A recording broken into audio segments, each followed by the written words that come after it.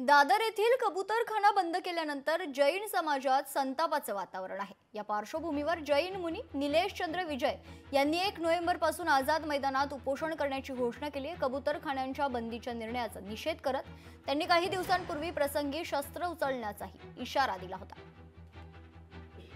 आता या 1 तारखेपासून मी अमरण अनशनसाठी बसलेलो आहे। पूर्वी सांगितलं तर माझी जर मागणं पुरी नाही झाली, जीव रक्षा आणि या भारतामध्ये या पृथ्वीमध्ये जीव सुरक्षित नाही आहे, लाख कबूतर मेलेले आहेत, त्यांच्या रक्षणासाठी संरक्षणासाठी।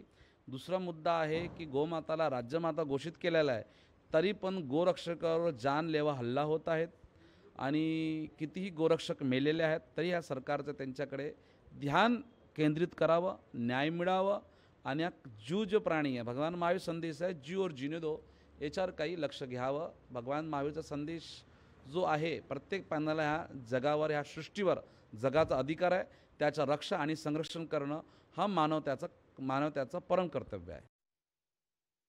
तर कबूतरखाना बंदी विरोधात आता जैन समाज आक्रमक झाल्याचं पाहायला मिळते। दादर येथील कबूतरखाना बंद केल्यानंतर जैन समाजात संतापाचं वातावरण आहे। या पार्श्वभूमीवर जैन मुनी निलेश चंद्र विजय यांनी 1 नोव्हेंबर पासून आझाद मैदानात उपोषण करण्याची घोषणा केली आहे। कबूतरखान्यांच्या बंदीच्या निर्णयाचा निषेध करत त्यांनी काही दिवसांपूर्वी प्रसंगी शस्त्र उचलण्याचाही इशारा दिला होता।